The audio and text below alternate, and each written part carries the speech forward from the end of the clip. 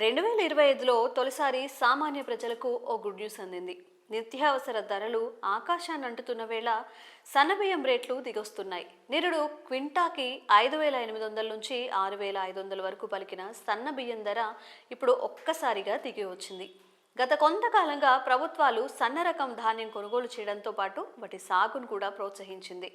క్వింటాకు 500 bonus ప్రకటించింది. దీంతో ఎన్నడూ లేనంతగా ఈ వానాకాలంలో రైతులు సుమారు 40 లక్షల ఎకరాల్లో సన్నాలు సాగు చేశారు. దీంతో అటు ప్రభుత్వం ఇటు మిల్లర్లు పోటీ పడి మరీ సన్న రకం వడ్లు కొనుగోలు చేస్తున్నారు. సప్లై పెరగడంతో వ్యాపారులు సన్నబియ్యం ధరలు కూడా తగ్గించారు. ప్రస్తుతం క్వింటాల్ సన్నబియ్యం 4,000 నుంచి 5,000 వరకు పలుకుతున్నాయి. ఇక తెలంగాణలో రేషన్ షాపుల ద్వారా సన్నబియ్యం పంపిణీ సర్కార్ రెడీ అవుతోంది.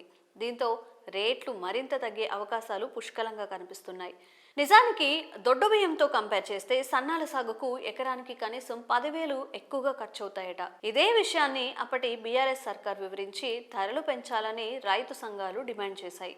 దీంతో క్వింటాల్కు 200 చొప్పున బోనస్ ఇస్తామని అప్పట్లో సీఎంగా ఉన్న కేసీఆర్ ప్రకటించారు. అయినప్పటికీ అది అమలు కాలేదు. ఆ తర్వాత అధికారంలోకి వచ్చిన కాంగ్రెస్ ప్రభుత్వం సన్నాల సాగును ప్రోత్సహించింది. క్వింటాల్కు 500 బోనస్ ప్రకటించింది. దొడ్డు సన్నాల కొనుగోళ్లకు వేర్వేరు కేంద్రాలను ఏర్పాటు చేసింది.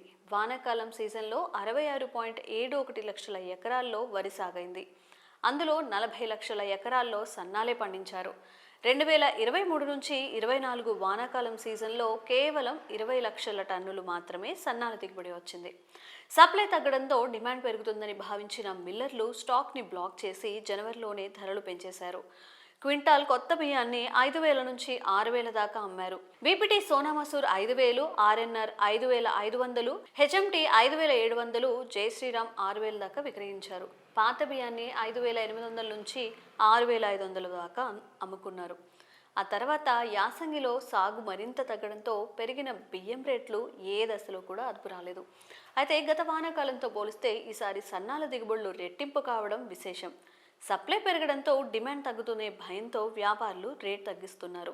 నిరుడు జనవరితో పోలిస్తే ప్రస్తుతం మార్కెట్లో కొత్త బియ్యం రకాన్ని బట్టి 4,300 నుంచి 5,000 దాకా విక్రయిస్తున్నారు. అలాగే ఫిబ్రవరి నుంచి రాష్ట్ర ప్రభుత్వం రేషన్ షాపుల ద్వారా సన్న బియ్యం పంపిణీ చేస్తామని చెప్తుంది. ఈ మేరకు 20 లక్షల టన్నులకు పైగా సన్న వడ్లను సేకరించింది. దీంతో సన్న బియ్యం రేట్లు మరింత తగ్గే అవకాశం కనిపిస్తుంది. మరి సన్న బియ్యం రేట్లు తగ్గడంపై మీ అభిప్రాయాన్ని కామెంట్స్ రూపంలో తెలియజేయండి.